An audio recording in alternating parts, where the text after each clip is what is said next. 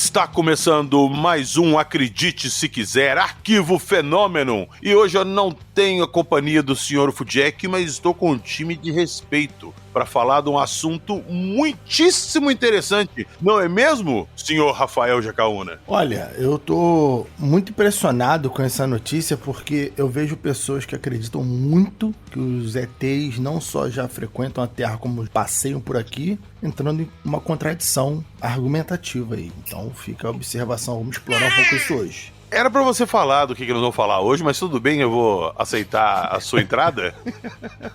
E vou jogar a bola então pro nosso outro convidado. Então seja muito bem-vindo aí novamente, Edu, do podcast O Contato, fazendo as honras da casa aqui, que nós vamos falar sobre o que hoje? Edu, aprende a Jacaúna. Hoje falaremos sobre objetos interestelares, como diz o título aí do episódio e a thumb também. Muito bem. Muito bem. Me fez passar por, sei lá, idiota agora. Muito obrigado, Edu. Muito obrigado, Edu. As pessoas já sabem do que se trata, né? Mas deixa aí, tranquilo, pô. É como quando eu tava assistindo Interestelar no cinema lá em 2014, do nada me aparece o Matt Damon. Falei, pô, aí ó, o cara não apareceu em lugar nenhum na divulgação do filme. Aí isso é uma surpresa. Vamos ver se eu trago uma surpresa pra vocês aí durante o episódio, mas enfim, daqui a pouquinho, logo depois da vinheta, nós vamos entrar num assunto muito interessante.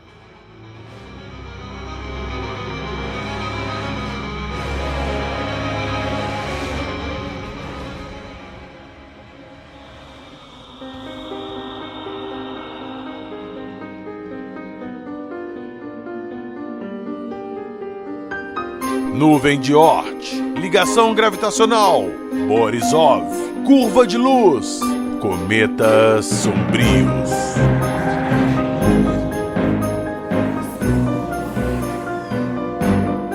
Acredite se quiser.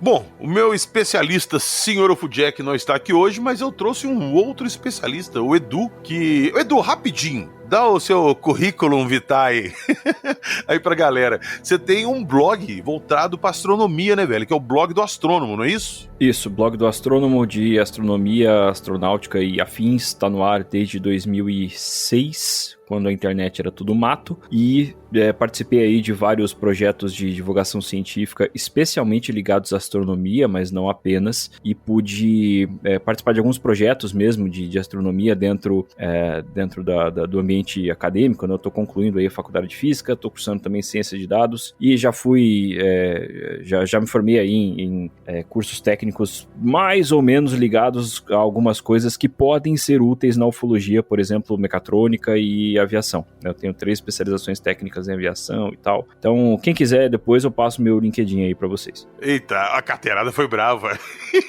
Essas suas qualificações explicam muita coisa, porque a gente tava gravando um episódio lá com o pessoal do Contato, e toda hora que eu falava alguma coisa de astronomia, você virava o olho pra mim. A gente tava em vídeo ali, eu falei bosta. Então isso explica muita coisa. Mas vamos lá então. Vamos lá que eu tenho muitas dúvidas e eu espero que hoje você compreenda que o meu conhecimento nessa área é quase zero. Próximo do zero. Mas vamos lá. Objetos interestelares. Já quero que você diz pra gente o que são esses objetos interestelares. PH, tudo é objeto interestelar, sim. Eu falo os anômalos, que a gente às vezes localiza, ou radares captam, ou pessoas, ou astrônomos amadores captam esses objetos. E esses objetos supostamente não deveriam estar lá. Vou dar um exemplo. O Moa-Moa. Então, Edu, define pra gente aí o que são esses objetos interestelares. E a gente pode começar pelo Moa-Moa aí, você pode usar ele de exemplo também. Bom, um objeto interestelar, como a própria expressão diz, é um objeto que vem do espaço interestelar, então ele não estava inicialmente no sistema solar, e veio de fora e está passando por aqui. Ao contrário do que muita gente pensa, o sistema solar não é composto apenas pelo Sol e os planetas. Na verdade, esse é vamos chamar assim, um miolinho do sistema solar. Ele se estende muito além disso e existem regiões muito mais vastas, com populações muito diferentes do que os planetas. Então, existem regiões que são populadas apenas por asteroides ou planetas anões, cometas adormecidos, digamos assim, e esses cometas vêm de fora dessa região mais ampla que a gente realmente compreende como sistema solar. Em algumas situações eles podem se aproximar mais ou menos da região onde a Terra está nesse sistema, mas a nossa tecnologia permite uma detecção um tanto limitada disso. Não é exatamente uma novidade a noção de que esses objetos existem. Isso já é um conceito que existe há muito tempo na astronomia, mas a nossa tecnologia só chegou ao ponto de permitir detecções há poucos anos. Então, o Oumuamua, por exemplo, que foi descoberto, salvo engano, em 2017, ele foi, sim, o primeiro de seu tipo a ser descoberto, mas não era o primeiro objeto interestelar a passar pelo sistema solar. Até porque o sistema solar está aí há 4,5, 5 bilhões de anos, a gente não tinha telescópios o tempo todo para estar olhando. Assim como esses objetos de fora podem passar pelo sistema solar, o próprio sistema solar, em seu nascimento e sua evolução, também enviou objetos para fora. Os planetas, isso é uma espécie de consenso na astronomia, eles não nasceram nas posições que ocupam hoje no sistema solar. E à medida em que eles trocaram de posição para que chegassem na configuração que existem hoje, eles ejetaram alguns pequenos objetos do sistema solar. Então, essa é a contrapartida aí. São objetos interestelares que o Sol ou o nosso sistema solar ofereceu para o ambiente da Via Láctea e que podem ter alcançado outras estrelas. E foi isso que aconteceu com outras estrelas. Elas também tiveram em seus sistemas eventos de algum tipo de passagem próxima desse objeto por algum planeta, alguma colisão, alguma coisa que deu uma energia de movimento muito grande para esses objetos, eles deixaram esses sistemas estelares. E aí, ocasionalmente, eles passam perto da gente. E aí, por conta da nossa tecnologia, como eu tinha comentado, a gente está começando a detectar isso agora. Ô Edu, rapidinho, tirar uma primeira dúvida com você aqui. Para mim, o nosso sistema solar, ele era delimitado ali pela órbita dos planetas. Então a gente pega o último planeta da órbita do sistema solar, Plutão. Então o nosso sistema solar, minha dúvida, eu tenho que tirar minha dúvida. Deixa eu adicionar aqui, porque o Edu é um profissional do mais alto gabarito, mas ele não é professor. Eu vou tentar falar da forma mais Pior que eu sou, fácil. Aí ele é professor também, é chupa. Universitário, né? Ah, tá. Não, aí não cheguei lá ainda. Eu tô falando de professor de criança, PH. Não. Sim, não. Eu não sou professor universitário, mas já dei aula para ensino médio e tal. Então pronto, eu tô perguntando a pessoa certa. Então, Edu, vou tentar explicar pro PH de uma forma mais... como se ele estivesse no 5º ano. Plutão não é mais planeta, PH. Não tá, mas eu queria... há 30 anos atrás, quando eu estudava na escola, Plutão é planeta. Eu sei que agora ele é um protoplaneta. Calma, Goiaba, deixa eu falar.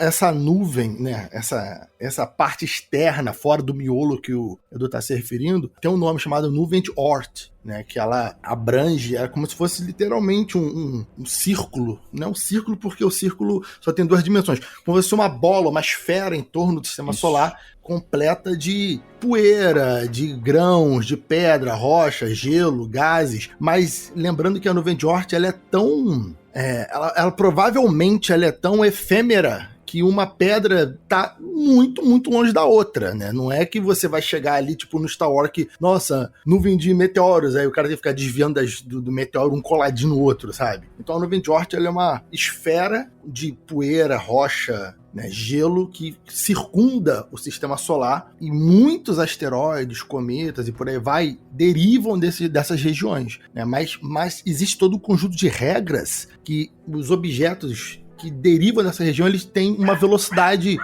minimamente prévia conhecida, eles se movimentam de uma forma em um ângulo que se pode medir fisicamente. Então, quando você tem um ângulo muito específico, uma velocidade muito alta, se acredita que esses objetos sejam de outra esfera solar, né, vindo de outras estrelas, por isso eles são interestelares. Como o Edu falou, sim, o 13 Atlas, que é esse mais recente, ele seria o terceiro, que foi marcado pelo sistema atual, mas não quer dizer que só 3 vieram, né? O terceiro que foi atualmente registrado pelo sistema, né? E por aí vai, o catalogado. Sim.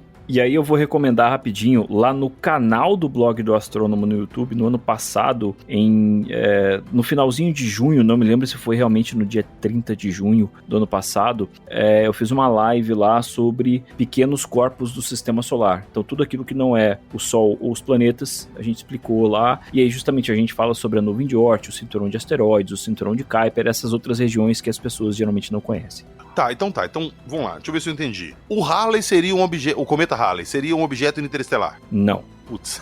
Ele é um membro, um cometa não é um objeto interestelar, ele é um membro do sistema solar, normal, só que algumas vezes você tem objetos que vêm de fora do sistema solar e eles exibem atividades que fazem com que ele se pareça um cometa. E muitos cometas, eles têm, como eles vêm de muito longe do sistema solar, essa região que o Jacaúna trouxe muito bem pra gente, a nuvem de Oort, pensa nela como se fosse uma bolha em volta do Sol, mas uma bolha gigantesca. Assim, ela vai até quase a metade da distância até a estrela mais próxima. Ela tem coisa de 1 ano-luz, não é? De diâmetro. De diâmetro não, de tamanho, não é? De raio, né? Um pouco mais de 1 ano-luz de raio. Então, assim, é um negócio, para os padrões planetários, é um negócio enorme. E aí, quando acontece alguma perturbação nessa nuvem, por exemplo, a passagem de uma estrela mais próxima, que acontece quando o Sol, em seu movimento pela Via Láctea, passa mais próximo do plano da galáxia, que é uma região que tem uma população estelar maior. Então ele se aproxima mais dessas estrelas. Essa nuvem ela pode ser perturbada gravitacionalmente, e aí um desses objetos ele pode ser atraído para essa estrela, pode ser roubado por ela, ou então pode ser atraído para dentro do sistema solar por conta dessas perturbações. É aí que um cometa vem em direção a gente. Ou então simplesmente esses cometas eles têm essas órbitas extremamente elípticas, extremamente achatadas, e eles estão lá naquela região tão distante e até hoje não deu tempo de eles chegarem até aqui, porque isso leva muito tempo. Essa nuvem pode ter se formado quando, por exemplo, como eu tinha comentado que os planetas muito provavelmente não se formaram nas posições que eles têm, vamos supor que Júpiter, que é o maior planeta do sistema solar, a massa dele é 2,5 vezes a massa de todos os planetas juntos, esse planeta tenha se formado mais longe do Sol. E aí, por algum motivo, ele se aproximou. Por conservação de energia, você tem uma massa muito grande se aproximando do Sol, para a gente manter a energia de rotação do sistema, você precisa também de uma massa muito grande se afastando dele. Na impossibilidade de puxar para longe do Sol outro planeta de seu próprio tamanho, ele trouxe incontáveis pequenos objetos para muito longe do sistema. E aí pode ser que tenha criado o cinturão de Kuiper e a nuvem de Oort. É um exemplo, tá? A validade dessa hipótese é discutida, mas é o tipo de evento do sistema solar que criaria esse tipo de coisa.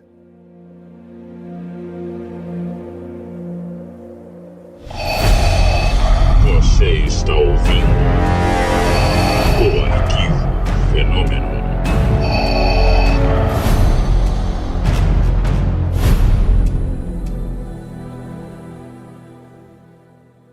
Mas então nós temos aí, Edu, o Momoa, que a gente citou antes aí. O Momoa tá no nosso sistema solar. Ele tá lá e chamou a atenção das pessoas porque, obviamente, ele era uma coisa anômala que não deveria estar lá. O que é o Momoa e por que ele tá ali e qual que é a história dele? Por que ele chamou a atenção? Então, PH, o Momoa, ele já passou, né? Esses objetos interestelares, uma das características deles é que eles passam numa velocidade muito alta, que é a velocidade propriamente de escape do sistema solar. Né, filha? Então eles passam direto. Então a gente tem uma chance de pegar informação, porque depois é só se a gente inventar uma nave para alcançar eles depois. Peraí, então o Momoa não tá mais no nosso sistema solar e foi embora? Ele não está mais na região planetária. Então, peraí, rapidinho, Edu. Então me explica, o que é o Momoa? Por que ele chamou atenção? E se ele é um objeto só de passagem, como qualquer asteroide, por que ele chamou tanta atenção e criou essa história toda? Sim, o Edu falou correto. Ele está no sistema solar, mas ele está se afastando.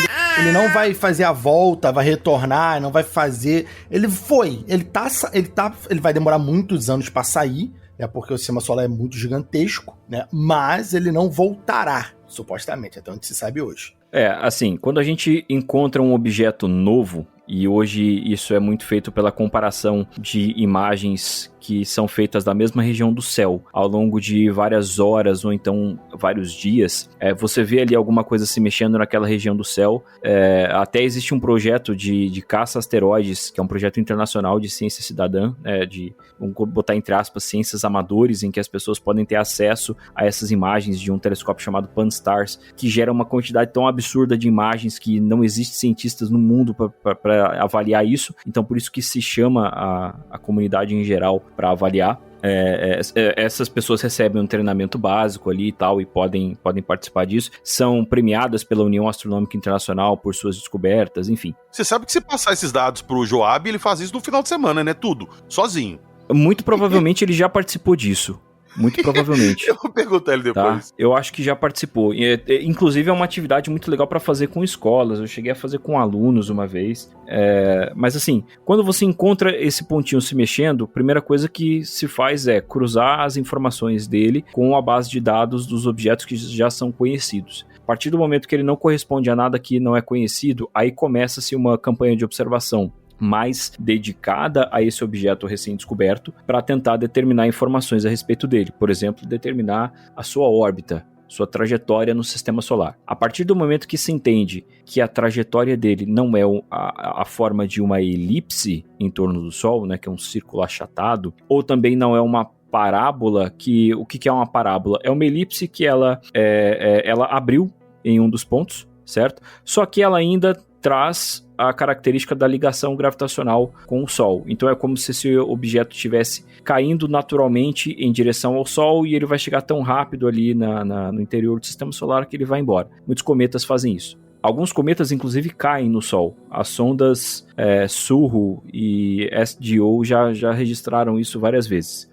A partir do momento que você faz isso, você pode concluir que essa trajetória é hiperbólica. O que significa uma trajetória hiperbólica? Que forma é essa de hipérbole? É essa trajetória que antes era um círculo achatado, uma elipse, ela já se abriu e começou a se achatar do outro lado. Nossa, Edu, foi muito complicado isso que você fez. Pensa no seguinte, você tem um círculo, você achata ele, vira uma elipse, você abre essa elipse e começa a transformar essa linha que sobrou cada vez mais numa linha reta. Essa é a trajetória hiperbólica. Quer dizer, ele está passando tão rápido por ali que ele vai ter pouco tempo para ser influenciado pela gravidade do Sol. Então a trajetória dele vai mudar muito pouco. É mais ou menos isso que acontece. Tá, vocês estão me irritando com esse papo todo, sabe por quê? Porque é o seguinte, se esses objetos entram no nosso sistema solar o tempo todo, era uma coisa comum. A gente observar esses objetos entrando no sistema solar, passando próximo da Terra, sei lá, com alguma órbita em algum planeta e depois indo embora. Vou voltar nele de novo. Por que o Oumuamua chamou a atenção de todo mundo se esse tipo de coisa é comum de aparecer por aqui? Aí tem dois motivos. Primeiro, nossa tecnologia só chegou ao ponto de fazer essas detecções agora, e aí a gente volta na comparação da região planetária do sistema solar e o sistema solar como um todo, e pela questão midiática. Olha, tem um objeto vindo do espaço interestelar, tá para passar perto de tal planeta. Meu Deus, são os alienígenas. Ai, meu Deus. Pronto. Chamou atenção. E ele furou a bolha por causa disso. O Borisov, que veio... ele veio até mais acelerado do que o Oumuamua. Peraí, quem que é o Borisov? Achei que você ia falar que era um astronauta russo, um cientista russo. Não, então, Borisov, ele foi o segundo objeto desse tipo a ser descoberto, entendeu? E aí ele já não chamou tanta atenção porque isso não era necessariamente uma novidade, sabe? Não era a primeira vez que... Isso foi já em 2019, não era a primeira vez que se falaria na televisão, no jornal, na internet, no podcast, onde quer que seja, que existia um objeto interestelar passando pelo sistema solar. Então não chamou tanta atenção da mídia em geral. Da comunidade científica, sim. Assim como agora o 3i Atlas. Mas na mídia geral... nem tanto assim. Então, na verdade, isso tudo aí, o Oumuamua, esses outros que aparecem na mídia e chamam atenção, eles chamam a atenção da comunidade científica porque, tem um objeto, uma rocha, um cometa, um meteoro que veio de fora do nosso sistema solar e passou por aqui. A atenção que chama é essa. Mas na mídia chama a atenção que pode não ser um cometa, pode ser uma nave, é alguma coisa suspeita. É isso? É isso tudo que discuta falar do Oumuamua aí, é que a mídia aumentou o caso? Então, tem isso também, porque isso gera clique, mas tem coisas que são diferentes. Por exemplo, o formato desse tipo de meteoro, cometa, por aí vai. É um formato que é típico do que a gente vê no nosso sistema, formado naturalmente. Também tem a questão da pretensão de, caramba, se a gente conseguir estudar uma rocha, uma pedra, um meteoro, um cometa que vem de outro sistema solar, a gente vai conseguir entender, expandir melhor, comprovar hipóteses sobre a formação da galáxia, sobre a formação do universo, né?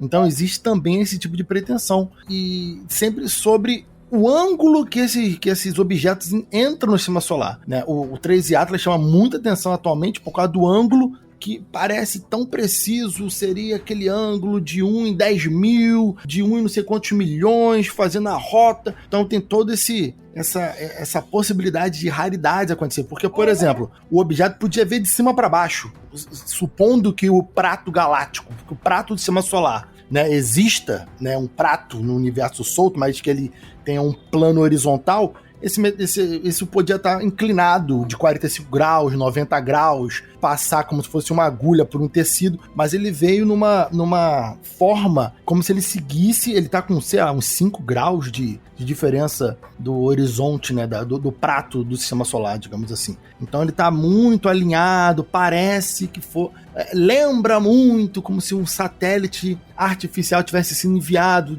por outra civilização. Então tem todo essas hipóteses. Fora que o Avilab fez essa notícia bombar muito pelo 13 Atlas, né? Que é o cientista que está fazendo no seu blog bastante notícias sobre. Realmente, essa questão da inclinação dele em relação ao plano do sistema solar é interessante. Agora, também pode ser uma questão de perspectiva estatística. Esse é o terceiro objeto que a gente encontra.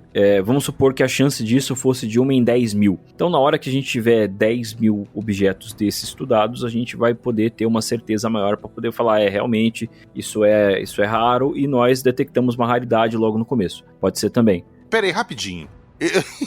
Eu tô me sentindo extremamente ignorante aqui conversando com vocês. Na boa, pera aí. O Jacaúna falou que ao ângulo dele que está vindo por baixo do prato do sistema solar, do plano, sei lá. Cara, como é que você sabe onde que é cima e embaixo ali no espaço da Terra? É que quem tá na China tá embaixo, quem tá no Brasil tá em cima? Ah, não, mas aí é uma mera questão de convenção de referência. Norte-Sul é uma convenção de referência. É só você pensar no seguinte, se você olhar o horizonte do sistema solar em relação à Terra, Júpiter não tá para cima e não tá para baixo. Júpiter estaria, a grosso modo, do lado, entendeu? Não entendi, mas tudo bem, vamos lá. Imagina uma mesa, PH. Imagina uma mesa e você coloca várias bolas em cima dessa mesa. A Terra é uma dessas bolas. Se você estivesse olhando de uma bola para outra, a próxima bola estaria no mesmo horizonte do que você, entendeu? Tá, tipo um alinhamento ali dos planetas, entendi. Exatamente, eles estão meio que alinhados, eles estão com uma diferença, entre aspas, de altura, né, porque isso é uma convenção, como o Edu falou, mas existe um alinhamento galáctico, entendeu? A galáxia, assim como o sistema solar, existe um alinhamento, tanto que existem muitos sistemas solares que eles têm outro alinhamento em relação a gente. Quando a gente olha esses outros sistemas, às vezes a gente não vê direito porque eles estão em pé em relação a gente, tá entendendo? Entendi. Eles estão na horizontal, eles estão na vertical em relação ao sistema solar, então existe toda uma problemática de visualização do alinhamento galáctico.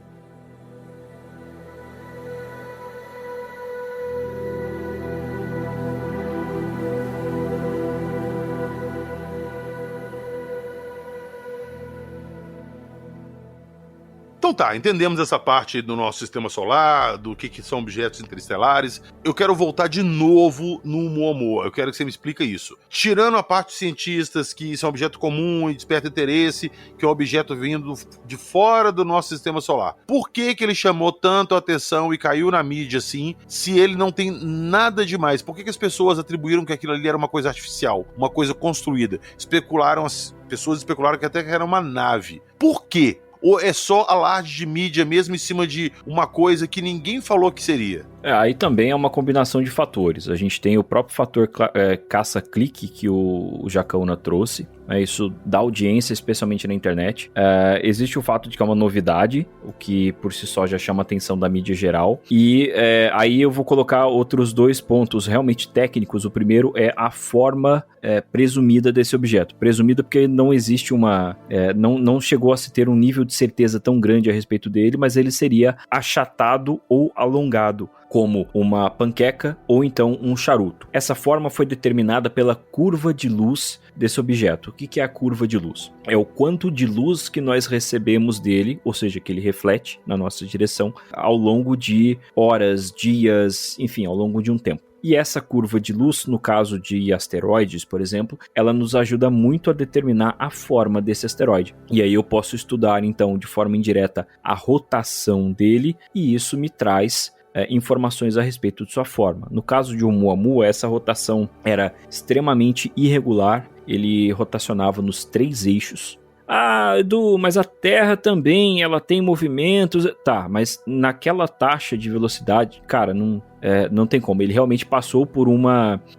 por eventos muito energéticos para adquirir aquela rotação. Por exemplo, ser ejetado do seu sistema solar. E a sua forma, então, alongada, também é muito semelhante à forma de charuto, né, que se vê tanto na ufologia. Aí já associaram, é uma nave-mãe, é não sei o quê. Segunda característica técnica, a aceleração não gravitacional que esse objeto teve. O que significa isso? Esse objeto, e assim como todos os objetos do sistema solar, naturalmente vão seguir uma trajetória determinada, especialmente pela gravidade. Em casos específicos, você tem outras forças que atuam, mas vamos colocar aí que é determinado pela gravidade. O Oumuamua, em determinado momento, foi observado que ele desviou-se da trajetória gravitacional dele. É como se ele tivesse acelerado de uma forma artificial, como se ele tivesse ligado foguetes, o que nunca foi observado. A questão é que isso também está sendo visto, eu não sei até que ponto isso está sendo detectado agora com o 3 Atlas, mas cometas que são muito conhecidos, muito bem determinados em relação a esses objetos interestelares, eles também passam por esse fenômeno quando eles se aproximam do Sol e passam para dentro, digamos assim, da órbita de Júpiter e recebem energia do Sol suficiente para que o gelo que existe dentro deles passe a se evaporar. Ele passe a se sublimar. Ele passa da fase sólida do gelo para a fase gasosa sem passar pela fase líquida. E essa aceleração seria tipo efeito Stirling por causa do Sol? Para fazer, seria como se fosse um efeito Stirling de uma espaçonave no Sol. No caso específico do Oumuamua, é mais difícil dizer isso, porque de uma perspectiva externa, então vamos supor que eu estou fora do sistema solar, parado ali, só olhando o movimento das estrelas e dos outros objetos que tem ali no meio interestelar. O que aconteceu com o Oumuamua foi que ele tinha o movimento médio da nossa região da galáxia, como se ele acompanhasse os outros objetos da nossa região da galáxia, o que significa que ele já trocou energia com outros objetos por muito tempo, né? Então ele já está na média, e aí o Sol passou perto dele e alterou sua trajetória. De um ponto de vista externo, foi isso que aconteceu com o Oumuamua. Então é ainda mais difícil para a gente dizer que esse objeto poderia ter sido enviado para nós artificialmente, porque era o Sol que estava indo em direção a ele, não o contrário. Então essa aceleração dele é explicável cientificamente, não tem nada ali de é uma nave extraterrestre. Então, aí a gente tem essa aceleração não gravitacional que é condizente com o que cometas experimentam. A polêmica com o Oumuamua começa quando nós não temos detecção de atividade cometária. Significa que ele não teve atividade? Não, significa apenas que nós não fomos capazes de detectar, seja por nossas próprias limitações tecnológicas ou porque essa atividade era muito tênue ou uma combinação dos dois fatores. Mas a órbita de cometas é muito mais difícil de se determinar com precisão quando eles passam com maior frequência pela região do sistema solar interno, por exemplo, o cometa Halley, ou então cometas de curto período que sofrem uma influência de Júpiter com uma frequência maior, porque são cometas que vêm de uma região mais distante do sistema solar, podem passar pelos planetas, quando passam por Júpiter, eles têm a sua órbita modificada, e aí eles ficam, entre aspas, presos na região planetária do sistema solar, e aí eles perdem o seu gelo muito mais rápido. Eventualmente, quando esse gelo acaba, ele pode se transformar, por exemplo, num asteroide, que é um objeto ali que não tem mais gelo, não tem mais atividade cometária, sobrou a poeira, algumas rochas, e é isso, né? A gente deveria então encontrar também um objeto que seria o meio termo. E nós estamos começando a descobrir agora, de alguns anos para cá, os cometas sombrios, né, Dark Comets, que são asteroides que têm uma atividade cometária muito tênue. Todos eles foram descobertos próximos da órbita da Terra, que é justamente a região que nós temos tecnologia para detectar esse tipo de atividade ainda. A gente não consegue olhar com tanta precisão tão longe. Então existe um viés aí também. E aí também tem uma curiosidade da formação desses objetos, que a tendência no espaço, PH, é que os asteroides e as coisas mais se formem meio que num formato, sei lá, de amendoim. o formato de batata, né? Então, quando você tem um objeto alongado, ele é estranho a formação natural pela gravidade, né? Tá, então vamos lá. Ele chamou a atenção pelo formato dele e pela velocidade, tá bom. Em vários momentos aí, vocês dois citaram o Atlas, que é um famoso meteoro gigante de 20 km que tá vindo pro nosso sistema solar. Vamos lá, Edu. O que é esse Atlas? E ele tá na mesma categoria do Oumuamua ali? Ou a gente já identificou certinho o que é e ele vai passar, dar oi aqui na Terra e vai embora como os outros? Então, tudo que a gente descobre no sistema solar e consegue classificar, a gente começa a aplicar sistemas de classificação específicos. Então, o 3I Atlas, a gente teve aí o 1I Oumuamua, 2I Borisov, então o primeiro número é a ordem de descoberta, I para falar que é um objeto interestelar, e aí vem o nome propriamente dito. No caso do Oumuamua era uma palavra havaiana, sobre um mensageiro que vem de longe, alguma coisa assim. Borisov é uma referência ao descobridor do objeto, e Atlas também. Atlas era o nome do telescópio que descobriu esse objeto. Para começar, a principal diferença é que ele já tem atividade cometária muito mais visível. Hubble já fez imagens ali muito claras de uma cabeleira, né, uma coma, que é aquela parte mais difusa que envolve o núcleo do cometa, e o que parece ser uma cauda muito, muito tênue.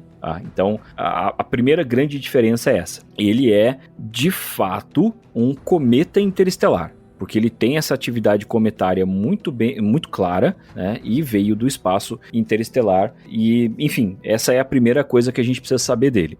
A trajetória dele tem uma excentricidade maior que a do Borisov, então ele vem ainda mais acelerado, né? Em relação ao Sol, ele está a quase 60 km por hora, o que significa que ele realmente vai deixar o sistema solar e vai passar pelo seu ponto mais próximo do Sol no final de outubro desse ano. Então ele ainda está vindo em direção a gente. Ele passou a órbita de Júpiter há pouco tempo, está vindo em direção à órbita de Marte, da Terra, vai passar por dentro da órbita de Marte, não alcançará a órbita da Terra e vai seguir viagem rumo ao espaço interestelar depois de muitos anos. Perguntinha idiota do PH rapidamente. Ele vai ser visível ao olho nu quando ele estiver nessa distância da Terra? Não. Não, porque o mais próximo que ele vai passar da Terra, ele vai passar quando a Terra estiver atrás do Sol, ele vai estar passando do outro lado do Sol. Entendeu? Eu entendi. Isso, né, a galera que gosta de uma conspiração tá falando que isso aí foi totalmente intencional, porque ele tá se escondendo dos nossos olhos. Aí começa todo tipo de alegação, entendeu? Agora, tamanho, você comentou aí de 20 quilômetros. Isso. Não, eu tinha visto aí que ele poderia ter até 5,5 km, mas a última estimativa que eu vi antes de gravar foi que ele poderia ter até menos de 1 km, muito provavelmente. Pô, só vão diminuindo ele, né? Quando tá longe é uma nave gigante, colossal, muda de direção, acelera, tá vindo. Aí vai chegando perto, não acelera mais, não tem 20 km, é só uma pedra. O lance, PH, que é muito difícil de ver, né? E quando vê, você vê o brilho que ele reflete. Então, o que ele pode estar refletindo é os gases em torno dele, que ele vai liberando, e a gente vê essa luz. Ela tinha 20 quilômetros, então aí se estima-se que se ele tá soltando quanto de gás que ele tá soltando, aquela coisa toda, então supõe-se que ele deve ser um objeto que tá no interior desses gases e ele pode variar de tamanho, 8 quilômetros, 4 quilômetros, aí tu vai chegando para quanto mais próximo do Sol, melhor vai ser essa visualização. O lance que, como a gente vai estar do outro lado do Sol quando a gente estiver passando, onde teria o melhor ângulo, não vai dar pra gente fazer essa visualização direta, por isso existe uma vontade de pegar, se eu não me engano, o satélite Juno, né, que tá em Júpiter, se eu não me engano, e fazer que ele faça um desvio para tirar fotos, enfim, fazer imagens do 13 Atlas quando estiver passando, porque aí a gente teria, só que em contrapartida a gente perderia Juno, né? Ele faria esse último serviço e bye bye Juno, sabe? Realmente, a gente perderia essa sonda em Júpiter, que está fazendo um trabalho espetacular nesse planeta, e ainda assim nós teríamos muitas limitações, porque a sonda não foi projetada para esse tipo de coisa. E então ela tem instrumentos feitos sob medida para estudar Júpiter e suas luas, né? Então não existe uma dedicação tão grande para isso. Embora ela tenha observado asteroides, por exemplo, a caminho de Júpiter, ela não serviria tão bem para isso. isso? A Agência Espacial Europeia está desenvolvendo o projeto agora de uma sonda chamada Comet Interceptor, deve ser lançado entre 2029 e 2030. É a primeira vez que será lançada, se realmente for conduzido, né, esse projeto, primeira vez que vai ser lançada uma sonda sem um destino definido. Essa sonda ela vai entrar em órbita do Sol, provavelmente, e lá ela vai ficar em modo de espera, aguardando ordens para ser redirecionada para algum objeto de estudo que tenha uma trajetória típica de um cometa interestelar ou então um cometa de longo período, um cometa que demora milhares de anos para retornar para a região planetária do Sistema Solar. Então aí, quando se descobrir, depois que essa sonda for lançada, quando se descobrir outro objeto como esse, e essas descobertas vão continuar acontecendo ao longo dos próximos anos, aliás, devem se tornar um pouco mais comuns, quando essa descoberta for feita, pode-se então traçar um plano para fazer uma manobra com essa sonda, para que essa sonda alcance esse objeto. O problema desses objetos é que, primeiro, eles estão de passagem pelo Sistema Solar, então a gente não tem outra oportunidade de alcançá-los com uma sonda, né? Mesmo com os nossos telescópios espaciais ou na Terra, é o único momento que a gente tem para fazer essas observações, a gente não vai ter como ver esse objeto de novo, e eles têm uma velocidade muito grande. Então, para lançar alguma coisa na Terra para que consiga acompanhá-lo, é muito difícil. É muito difícil, assim, requer muito combustível e quanto mais combustível, menos carga científica você pode colocar a bordo. Até daria para fazer com algumas limitações de engenharia, talvez, mas ainda assim isso requer muitos anos de planejamento. E esses objetos só são descobertos quando eles estão mais próximos, já vindo muito rápido, e aí não existe tempo suficiente para isso. Então existe essa proposta da Agência Espacial Europeia para deixar essa sonda de espera no espaço, e aí quando houver a oportunidade ela pode ser direcionada para lá. Muito provavelmente também vai ser uma viagem só de ida, porque para conseguir alcançar esse objeto, ela também vai ter que deixar o Sistema Solar. Então vamos ver o que vai acontecer.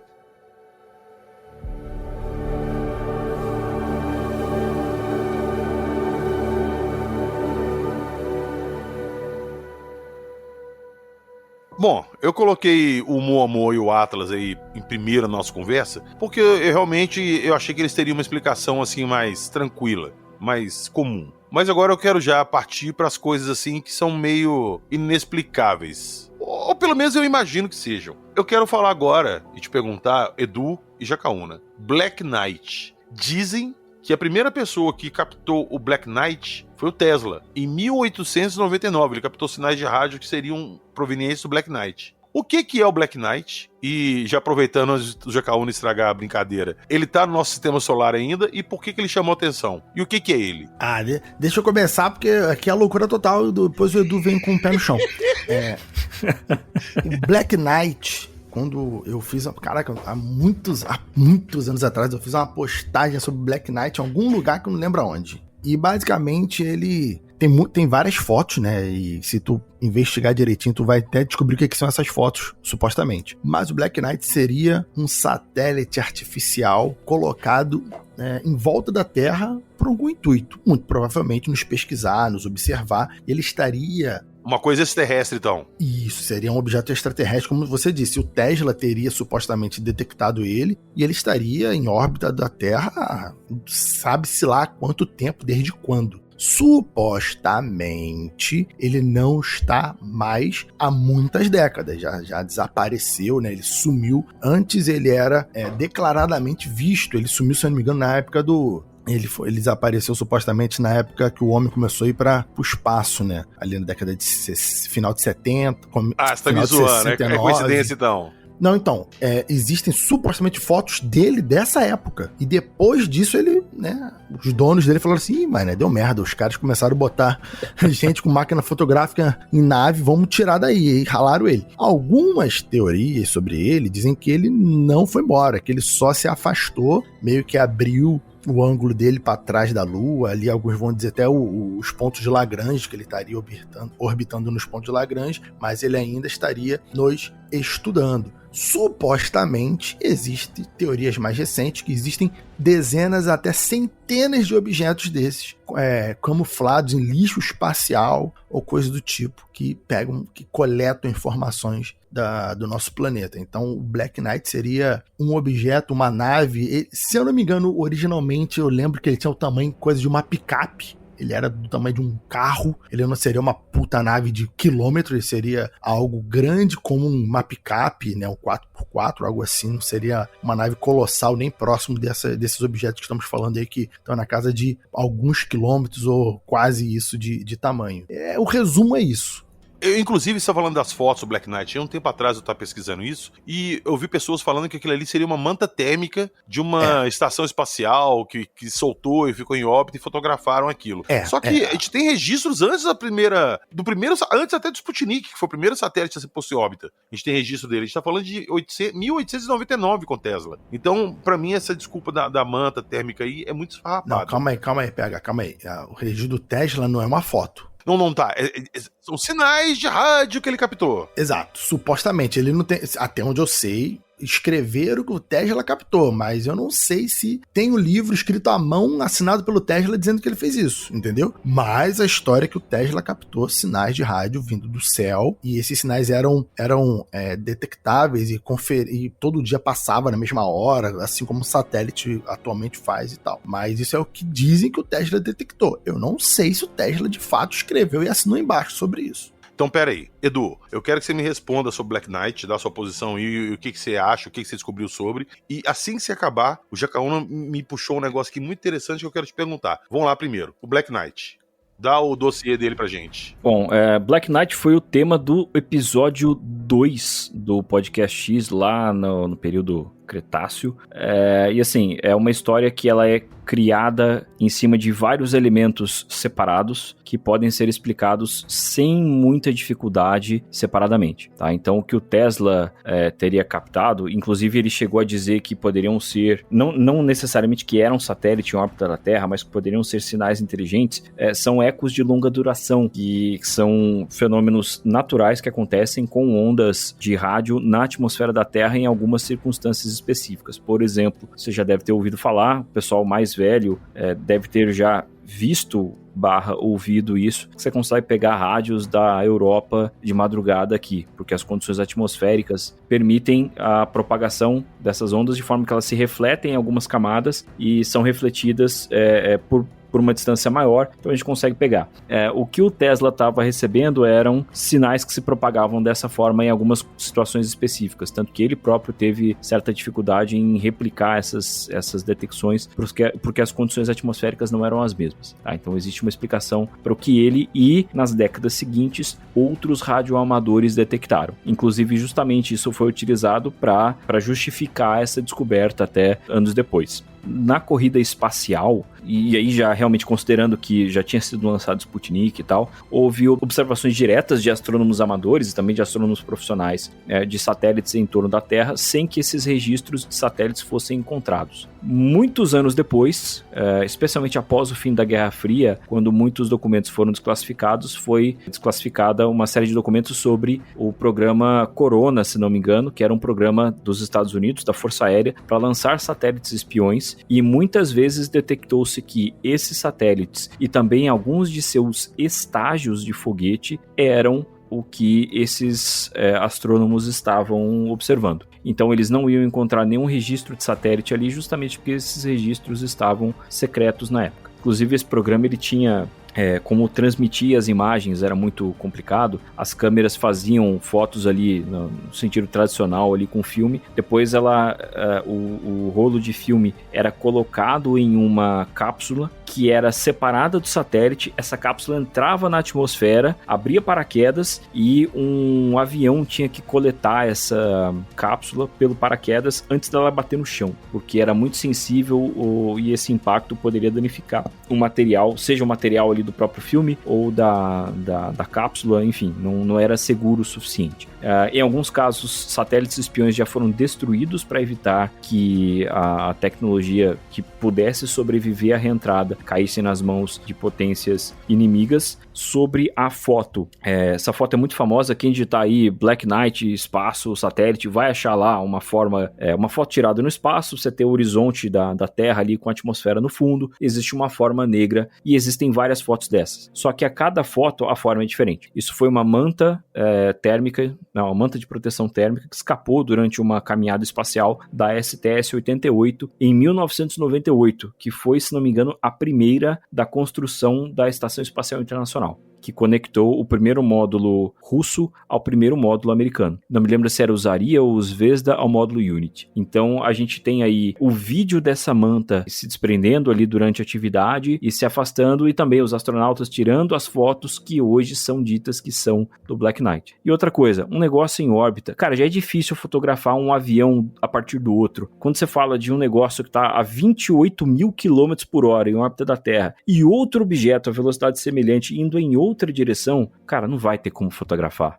Não faz o menor sentido dizer que essa foto realmente é de outro objeto que estaria em órbita e não sei o quê. A história fica um pouco mais complicada quando você tem um astrônomo e autor de ficção científica que disse que captou sinais de rádio desse objeto e que ele teria decodificado esses sinais. E aí sim existe a ideia de que esse objeto era muito antigo, ele estaria há 13 mil anos em órbita da Terra, porque essa mensagem decodificada por esse astrônomo traria um mapa estelar de uma região do céu como era 13 mil anos atrás. O problema é que os nomes que eles dão para essas estrelas são os mesmos. Ela foi decodificada em inglês, que era um idioma que não existia na época.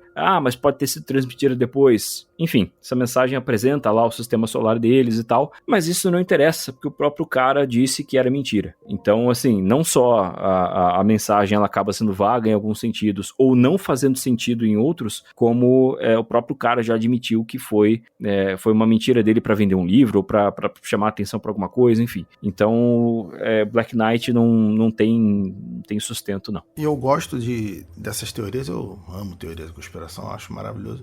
Mas o problema é que eu conheço como funciona, por exemplo, um pouquinho sobre decifrar idiomas antigos, um pouquinho sobre decodificação. É quando aparece o cara falando, não, decodificamos a mensagem da época, tarará. Eu só fico, porra, que mentira, nossa senhora, não dá, porra, não dá pra fazer isso não, rapaz, não é assim que faz. O cara fez isso sozinho? Não é assim que funciona decodificar uma língua de 13 mil anos atrás, caramba, e aí o cara lê e vê o mapa estelar, putz. Mas pra quem não entende absolutamente nada, né, no sentido quem é ignorante, naquele mesmo sentido da ignorância mesmo, das pessoas que não têm conhecimento sobre o assunto, parece incrível, foda, parece plausível, mas não é. Vamos lá, olha só, o Jacaúna chamou a atenção para mim que recentemente cientistas descobriram objetos, satélites supostamente terrestres orbitando a Terra. Recentemente, Edu, isso aí eu vou jogar essa bola no seu colo porque eu não tenho detalhes, eu li a notícia e não lembro dela completa. Uma cientista divulgou que ela descobriu que existem vários objetos artificiais não criados pelo homem em volta da Terra, e ela está tentando divulgar isso e estudar isso mais a fundo. O que tem de verdade nessa história e quem que é essa cientista? Bom, a doutora Villarroel é uma astrônoma. Como que foi feita essa detecção? Quando um satélite passa na frente da imagem que está sendo feita por um telescópio, por exemplo, ela, como existe um tempo de exposição para tirar essa imagem, ela deixa um risco. Às vezes, a depender do tempo de exposição, pode ser um risco mais comprido, pode ser um risco menor. Às vezes você tem diversos satélites passando na mesma imagem. Tempos atrás houve uma polêmica muito grande em cima do Elon Musk, da Starlink, porque até observações do Hubble estavam sendo afetadas pelo Starlink, mas você começa a detectar esse tipo de coisa em observações astronômicas. E o que a Beatriz Villarroel, ela é uma astrônoma, eu sei que ela é do Instituto das Ilhas Canárias, mas ela faz parte de alguma outra instituição também. E ela, o que ela faz? Ela pega registros anteriores ao lançamento do Sputnik 1 em 57 e começa a encontrar sinais semelhantes. Então, aquilo que hoje nós identificamos como satélites artificiais, nas nossas imagens de observações astronômicas, e nós realmente verificamos que havia aquele satélite naquela região do céu, com aquela trajetória, naquela hora, sim, é isso mesmo, ela faz a mesma coisa, porém sem esses registros de satélites, porque o Sputnik foi o primeiro, então não tinha como ter nenhum satélite antes dele. E aí o projeto se chama VASCO, Vanishing and Aerial Sources During a Century of Observations, então fontes que desaparecem e aparecem em um século de observações. né, que ela pega essas observações muito mais antigas e compara com dados modernos, e aí ela identifica essas fontes de luz que podem ser de satélites, né, de fontes artificiais, ou então de outros objetos que desapareceram. E aí você tem então esses sinais de objetos muito reflexivos, né, como satélites. Por que é muito fácil a gente ver, por exemplo, a Estação Espacial Chinesa ou a Estação Espacial Internacional? Porque elas têm uma superfície reflexiva muito grande, então a gente vê com uma facilidade maior. Ela descobriu, por exemplo, satélites artificiais em órbita geossíncrona, o que é muito interessante, antes de 1957. Por que a órbita geossíncrona é interessante? Essa órbita é uma órbita que tem o mesmo período da rotação da Terra. Então, voltando um pouquinho para o ensino médio, lei de Kepler, quanto maior a órbita, maior é o seu período de rotação, mais tempo aquele satélite vai demorar para circundar o planeta, mais tempo aquele planeta vai demorar para circundar o Sol, e então em dado ponto, partindo da Terra, você vai ter uma órbita que dura um dia, né, 24 horas, o que significa que aquele objeto vai ficar sempre em cima da mesma região da Terra. Isso é uma órbita geossíncrona. Muitos satélites de comunicação ficam nessa órbita. A grande sacada da Starlink para baixa latência foi conseguir fazer uma rede que troca muito rápido os seus pontos ali de conexão na órbita baixa. Então o sinal não precisa viajar até lá e voltar. A gente está falando aí de 36, 37 mil quilômetros mais ou menos. E aí no caso de satélite de órbita baixa, você pode ter satélites a partir de 200 quilômetros, por exemplo.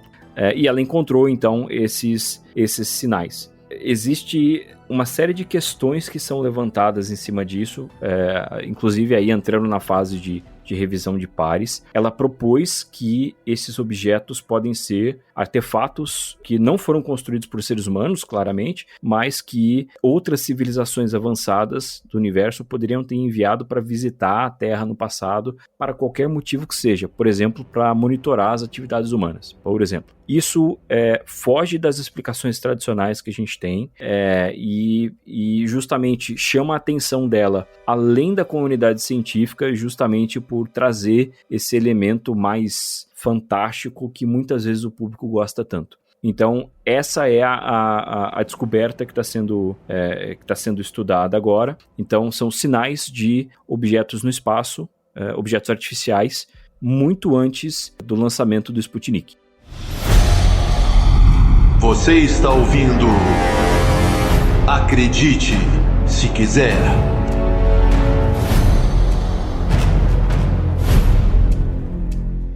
Então, para encerrar nosso episódio de hoje, eu vou te fazer mais uma pergunta, que acho que foi a pergunta que motivou a gente a estar gravando esse programa hoje. Quando a gente estava gravando lá pro Contato, um tempo atrás, você chegou a citar comigo que o Vallée, o Jacques Vallée, todo mundo conhece, que escuta a gente aqui, o famoso ufólogo francês, ele há muitos anos atrás, ele tinha detectado sinais de rádio e de satélites fora da Terra, e ele tinha material para provar isso que ele estava falando. E que um belo dia, militares chegaram lá no escritório dele e confiscaram tudo que ele tinha a respeito disso. E ele ficou... Como assim? Por que fizeram isso? Não deram explicação e foram embora. Vamos lá, Edu. O que tem de verdade nessa história? O que aconteceu nessa história do Vallée? Explica direitinho aí. Se não me engano, ele falou isso no podcast do Joe Rogan, ou algo assim. Mas ele teria descoberto, acho que foi em 61, ele trabalhava acho que no Observatório de Paris, mas tinha financiamento do Centro de Estudos Espaciais da França, que é uma espécie de agência espacial francesa, e eles detectaram um satélite numa órbita retrógrada, que é uma órbita que vai contra o sentido de rotação da Terra. É muito mais difícil lançar um satélite assim, porque ele requer muito mais energia para ser colocado no espaço, você precisa de um foguete muito mais potente, você precisa de motivos muito fortes para colocar um satélite nessa órbita retrógrada, porque você poderia simplesmente colocá-lo no mesmo plano de órbita, na mesma altitude, no sentido convencional, com um custo muito mais barato. Então aquilo realmente era muito incomum para a época. Até hoje mas para aquela época muito mais, né, com a tecnologia mais limitada e os custos mais elevados. Não existia foguetes suficientemente poderosos para lançar um satélite nessa órbita. Então a equipe começou a até especular que a Terra poderia ter capturado um asteroide naturalmente, como já aconteceu outras vezes. Marte fez isso algumas vezes também, né? As 2 luas de Marte são asteroides capturados. Júpiter e Saturno tem várias luas que são asteroides capturados. E eles começavam a achar que poderia acontecer isso. E aí, segundo o relato do Vallée, antes que mais estudos pudessem ser feitos, um superior da instituição e um militar mandaram que eles apagassem a fita de rastreamento antes que pudessem traçar melhor a órbita do objeto. E foi esse episódio que despertou interesse no Vallée, ou pelo menos ajudou a despertar interesse nele, né, em objetos não identificados e a possibilidade de fenômenos inexplicados envolvendo termos, né, que se usa de lá para cá, discos voadores, OVNIs e tudo mais. Então ele traz essa ideia de que se descobriu algo potencialmente artificial, mas que instituições e pessoas sem identificação, inclusive militares, ordenaram que os registros fossem apagados. Não sei até que ponto pediram o silêncio dele realmente a respeito disso. Pediram, ordenaram, enfim. Mas a questão é que muitas décadas depois ele falou isso numa entrevista, né? Então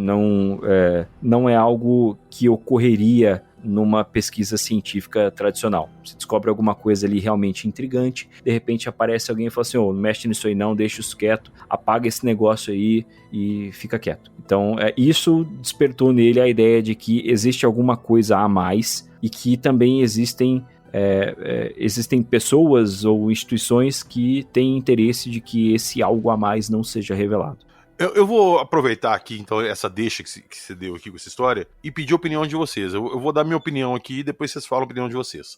Pra mim, faz muito sentido que, se existem realmente civilizações avançadas vivendo fora da Terra, em outros planetas, outras galáxias, ou dimensões, o que seja, que eles joguem satélites aqui pra monitorar a gente. A gente não faz isso com outros planetas, não manda sondas pra investigar os planetas e ver o que tem lá. Vamos um pouco, a gente manda uma sonda pra um planeta, sei lá, do sistema solar aqui. Eu tô dando um exemplo, tá? Não é que vai ter vida lá não. Mas vamos um pouco, a gente manda uma sonda pra Marte, pra vigiar Marte ali e ficar orbitando Marte. Se tem vida lá, a gente vai captar essa vida e esse satélite vai ficar pegando dados ali e passando pra gente. De uma forma ainda que remota, com poucos dados, mas a gente sabe que tem vida ali e pode ficar monitorando isso. Vocês não acham que essa história de satélites artificiais de outras civilizações orbitando a Terra não é uma história muito plausível? Mais plausível até do que naves visitando a gente com seres. Olha, eu vou dar minha opinião depois do Edu, porque eu vou aloprar, então vai lá, Edu. Vai lá, Edu, vai lá, calmaria da tempestade, vai lá. Sabe o que é mais louco? Eu vou concordar com o PH, cara. Olha só. Putz, tá vendo? Eu acho mais plausível que a ideia de sondas sejam favoritas a esse tipo de exploração primária do que uma nave com vários seres e tal. Porque faz muito mais sentido e também pela perspectiva antropológica, porque é isso que nós fazemos, né? Até por segurança e custos e tudo mais. Cientificamente, eu acho que o mais próximo que a gente pode trazer disso é o conceito das sondas de Bracewell. O Ronald Bracewell era um radioastrônomo e ele ficou conhecido com esse conceito de sondas nos anos 60, quando ele propôs que uma civilização inteligente de outro sistema solar poderia enviar para o nosso sistema solar uma nave não tripulada, uma sonda, né, para fazer essa exploração de forma passiva e autônoma. Então não teria ninguém ali dentro, ela não receberia comandos dos seres que a criaram, porque também levaria vários anos para esse sinal de rádio viajar. Mas estava ali sempre coletando dados, tirando fotos, pegando amostras. Eu também acho bem mais plausível, cara, porque é o que a gente faria. E outra coisa, e aí entra a questão do Black Knight com o Tesla, é que o próprio Bracewell disse que quando essa civilização sendo estudada fica inteligente o suficiente a ponto de inventar o rádio e enviar sinais de rádio para o espaço, essa sonda poderia se fazer notada, retransmitindo de volta para essa civilização estudada suas próprias transmissões de rádio. Como a gente não sabe, por questões culturais, como fazer um primeiro contato de forma segura, então você exibir ali um aceno ou trazer uma mensagem, alguma coisa, pode ser interpretado de forma hostil, né? Ou então simplesmente de alguma outra forma indesejada. Se você simplesmente repetir para ele o que está falando, para que ele te detecte, pode ser melhor. Então o Bracewell já sugeriu que esse pode ser uma das uma das abordagens tidas por uma dessas sondas. E aí, quando ele publicou isso, as pessoas olharam lá para o que o Tesla tinha escrito naquela revista lá em 1900 e bolinha e falaram, olha aqui, os sinais estavam voltando, era isso que o Tesla estava vendo, porque tem uma sonda e tal, e aí isso ajudou, décadas depois, a criar essa imagem do Black Knight e tudo mais. Tempos atrás, 2 anos atrás já, foi em 23, o Avi Loeb e o cara que era diretor do ARO, o Sean Kirkpatrick, eles escreveram juntos um artigo científico que falava sobre a possibilidade de uma nave interestelar vir ao sistema solar e ter uma trajetória semelhante ao de um desses objetos interestelares que a gente abordou hoje. E realmente ele teria a mesma trajetória. E aí eles poderiam, passando pela região do sistema solar, a região planetária, elas poderiam ejetar veículos menores e eles sim manobrariam para tentar se aproximar ou até pousar em um desses planetas. Até que na época teve um rebuliço na mídia também. Pô, o chefe de OVNIs do Pentágono e o cientista de Harvard estão falando que é possível uma nave alienígena. Não, cara, eles só falaram que, olha, matematicamente funciona. É uma questão matemática e conceitual. Ninguém falou que existem sinais disso, ninguém falou que isso foi detectado, nada disso. Tá, que é possível. A princípio, em termos conceituais, isso seria possível. E aí, nesse artigo, eles citaram esse artigo do Ronald Bracewell lá, o conceito dele das sondas e tudo mais. Jacaúna, põe tudo pra fora, extrapole. Bom, não, eu não vou fazer isso porque senão dá um podcast. Eu vou me limitar aqui a alguns poucos minutos. Mas eu quero falar com você aqui, que meu querido, minha querida, meu queride, que está me ouvindo no mundo do PH, que no mundo que vivemos hoje sobre ufologia, eu já cada vez acredito que o planeta Terra é um zoológico. O planeta Terra é um zoológico por quê? Porque existe desde a ufologia espiritual, os aliens incorporando em golfinhos no ser humano. Todo mundo visitando, é alien de luz, é disco voador, é interdimensão, é fantasma ET, é ET fantasma, é ET demônio, é reptiliano, é Grey, é abdução de cabra, abdução de cabrito, abdução de cachorro, abdução de gente, é disco voador gigante, disco voador pequeno, é esfera, é luz bola, é não sei o quê. E ainda, supostamente, satélites e até naves mães gigantescas que atravessam o sistema solar para ser fotografadas em grande velocidade e também naves mães que sugam hidrogênio do Sol, supostamente. Isso é, tudo acontece nessa porcaria desse lugar que a gente vive. E a gente não sabe. Então, assim, quanto mais teorias conspiratórias ou quanto mais certezas da existência de ETs e de várias formas de ETs diferentes, mas parece maluquice você acreditar em várias coisas. Porque se você parar pra pensar, não, pô, os ETs eles vêm aqui, deixaram até a nave de presente dos Estados Unidos, como diz o pessoal lá no Pentágono, como disse lá no Congresso americano. Então os americanos têm 10 naves, e tem isso, e tem aquilo, e tem nave em Marte, e tem base secreta na Terra, tá, ok. Mas então são quantas jatos alienígenas que nos visitam em quantos níveis tecnológicos diferentes para algumas ainda estarem mandando naves de 5 km de tamanho, lentas pra caramba, nessa medida intergaláctica, interestelar, galáctica não, interestelar, pra tá passando assim se já tem naves aqui que supostamente já abduzem até cabrito. Cara, eu sempre pensei nisso, qual que é o nível tecnológico ali de cada raça? Quantas raças são? E por que todas elas coexistem aqui?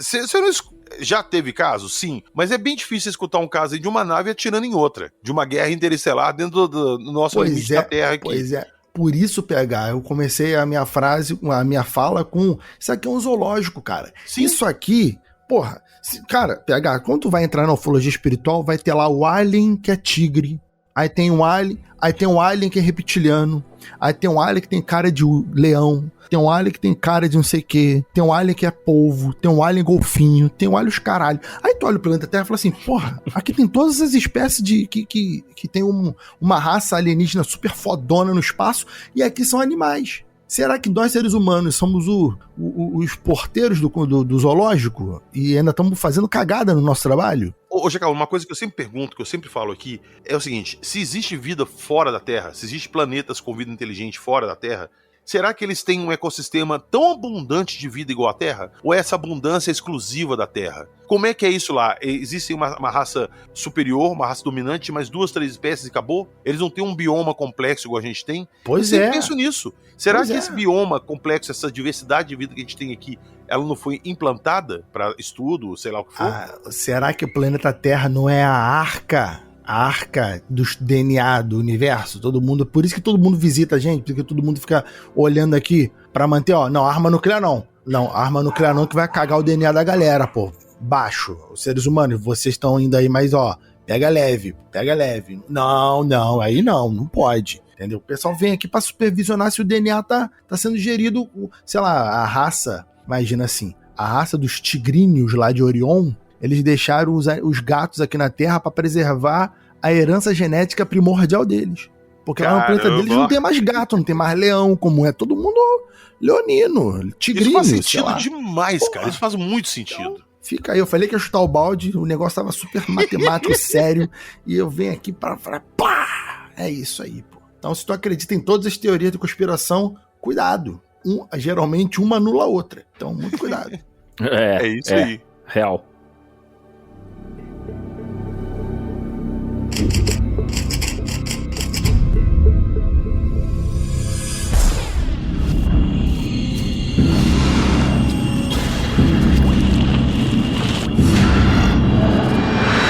Você está ouvindo o Arquivo Fenômeno.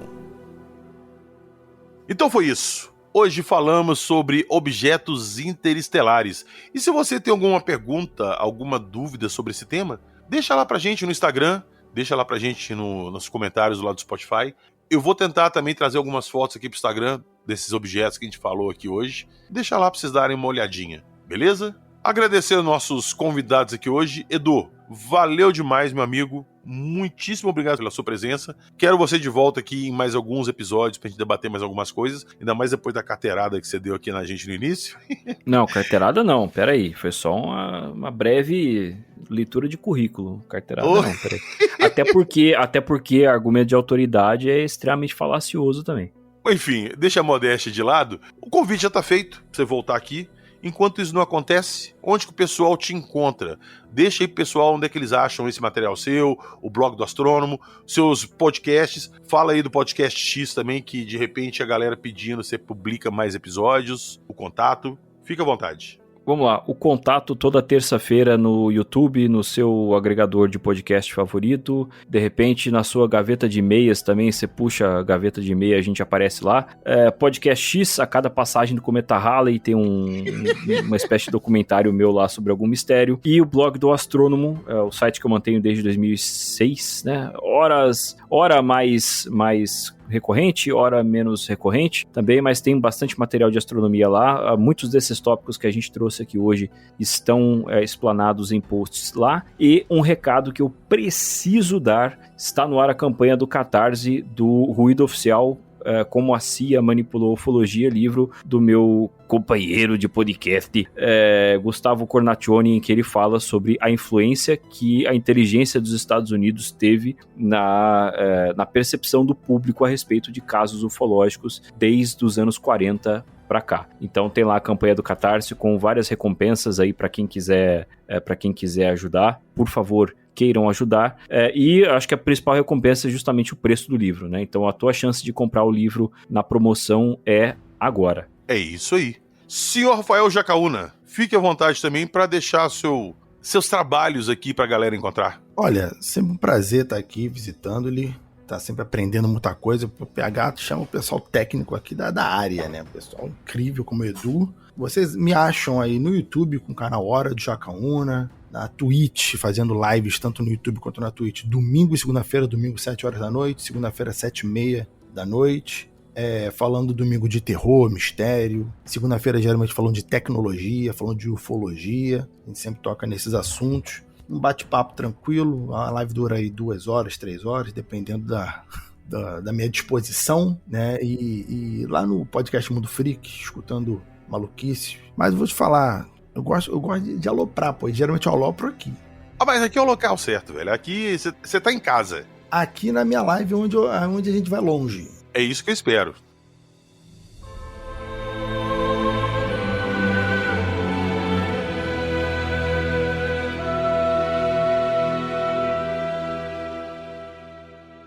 Eu vou deixar na descrição do episódio para vocês tudo que nós falamos aqui hoje. Eu vou deixar o link para vocês lá do Catarse do livro O Ruído, do nosso amigo Gustavo Cornacchione. Então, quem quiser colaborar, quem quiser um exemplar desse livro, galera, eu vou dar um toque em cima do toque que eu tô dando aqui agora. Não deixem para depois. Se vocês gostam de ufologia, se vocês querem material de ufologia, comprem agora. Geralmente os lançamentos são com um número limitado de cópias, dificilmente vai ter uma segunda leva, então se você quer garantir o seu, corre lá na descrição do episódio, dá essa moral lá pro Guto, pega seu livro e fique bem informado que o livro dele vai trazer muita coisa interessante. E lá na descrição do episódio eu também vou deixar para vocês o link do Bloco do Astrônomo e os links dos canais de Jacaúna, para vocês procurarem lá e se interarem mais a respeito desse assunto. Um último toque, que nosso site já está no ar, sim, acredite se quiser.com.br, o nosso antigo Apoia-se pode ser feito por lá agora, então não façam mais apoio pro podcast nem nada, inclusive nem chama mais apoio, nós chamamos agora de assinante. Torne-se um assinante lá do Acredite Se Quiser pelo nosso site. Entra lá, quando você virar assinante, você tem os episódios todos lá para você baixar pro seu celular, sem propaganda do Spotify, sem nada. Tem os episódios inéditos, tem desconto na nossa loja, tem sorteios mensais de figuras, livros, canecas, camisas. Então tem muita coisa bacana para quem virar assinante do nosso site. Vão lá, o link vai estar na descrição do episódio, beleza? Valeu, nos vemos na próxima semana com mais histórias incríveis e coisas inimagináveis. E como diria o Jacaúna, que ele gosta de vir aqui e aloprar, porque aqui é o lugar certo, porque não se esqueçam, aqui nós só contamos as histórias. E o que, senhor Jacaúna? Você acredita se quiser. É isso aí, meio sem empolgação, mas é isso aí, tamo junto. Então, deixa eu fazer. Você acredita se quiser. É isso aí. Eu esqueci que era o final do teu podcast, pô. Eu só repeti uma coisa que eu achei. Eu falei, ih, cara, é o nome do podcast.